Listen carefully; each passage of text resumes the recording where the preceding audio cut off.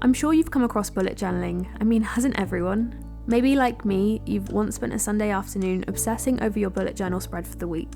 I really like the concept of bullet journaling because it gives you flexibility, and it means that you can use it when you need it rather than having all of these wasted pages. But there's definitely some drawbacks to bullet journaling. It's time consuming, it requires a lot more maintenance, and it really does throw a spanner in the works for those of us trying to overcome perfectionism. So I already journal in the old-fashioned way where I write out some of my thoughts and my feelings, but I've always really liked the idea of being able to track each of my days and especially my goals and my habits. I just don't want to do it in a way where it takes up so much of my time that time could have been spent in other ways, i.e. actually working on habits or working on my goals. So enter this minimalistic method of journaling which takes less than 5 minutes of your day. Instead of bullet journaling, we have dashboard journaling. I saw this method on a Medium article by Michael Korsanek, who wanted to find a fun way to journal and keep consistent with some of his habits. It sounded like such a great method, so I decided to spend 30 days trying it out to see if I could use it in a way to track my days, because before this I wasn't actually doing any form of tracking. I just had simple to-do lists, and once things were ticked off I completely forgot that I'd actually even done them. So let me break down this method for you. Every morning I draw a square. This square represents one day in my life. At the side of that square, I write down what day of my life it is. So how many number of days have I lived until today? Then at the end of the day, I fill the center of the square with something that I wanted to remember from that day. So it could be something that you did, an event, a conversation, a question that you had, basically anything story-worthy. And then you can track anything you need to around the squares. So Michael's setup is a tad complicated. He tracks a lot of things, but as you guys know, I'm more of a simple girl and less is more for me. So I wrote the time that I woke up at the bottom of the square and the time that I went to bed on the other side of the square. In the top left corner, I decided to track yoga. So I wanted to be able to track both my physical practice, which I want to make a daily habit, as well as reading about it because I'm currently doing my yoga teacher training. So I did one dash in the top left corner if I did one of those things and a cross if I did both, and I left it blank if I did neither. If I did any forms of other physical exercise in the morning, I'd add a letter next to this. So I did H for HIIT, G for gym, S for swimming, W for walking, and R for running. And then I drew a book symbol in the top right corner if I did any reading.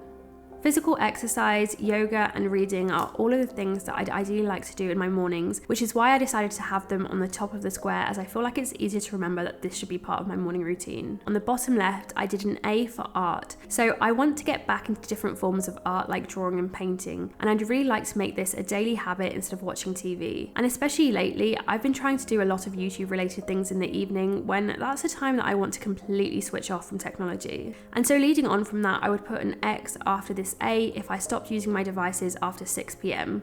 Then I put a heart if I had any meaningful interactions. So time with people I care about is really important to me, but I feel like sometimes it's so easy to forget to make these interactions meaningful. We just sit with each other, but we're on our phones or laptops or watch TV. So I want to really get better at nourishing my soul with some good interactions. I then drew a little emoji to show how I was generally feeling on that day. So this could be a normal smiley face or a very happy smiley face, a blank face if it was quite an average day and I was feeling a bit meh, a sad face, a question mark if I was feeling lost, an angry or frustrated face, a scribble if I felt all over the place, or lots of Z's for if I was sleepy. So here's my thoughts after 30 days. It's really efficient. It really did take me less than 5 minutes every day, so I really did feel like this was so much more effective and way more sustainable than both bullet journaling or any form of tracker on Notion. It was also a really fun and cool thing to do. I feel like us human beings are really simple creatures. We like things that look good, and in the end I thought this looked really cool, and it made me actually want to open up my notebook to carry on doing this because the squares just made this so much more interesting to look at, and I feel like it gave it a really good overview as well. I feel like this method also really encourages you to find what's story-worthy in your day and therefore encourages you to make the most of every day. This ended up being my favourite part of this method, and it really reminds me of the book Story-Worthy by Matthew Dix, who says that every day you should ask yourself what was the most story-worthy moment of today. I think so often we think that our lives just aren't interesting in any way, but by doing this we can really start to think about what was the event or achievement or feeling or conversation that made today unique. We should be able to find something that we can remember each day for, and if we can't, then I feel like maybe that will motivate us even more for the next day to live and find more story-worthy moments. And so I just really liked how each of these squares capture the day in a small snapshot, and then you can just look back and you can remember each of your days for something. The other thing that I really liked about this technique was it really gave me perspective whenever I was writing down the number of the day of my life that it was. I feel like sometimes the days just blur into each other and time goes so quickly, and I forget to make the most of every day. When you number your days, you sort of remember that each day is unique.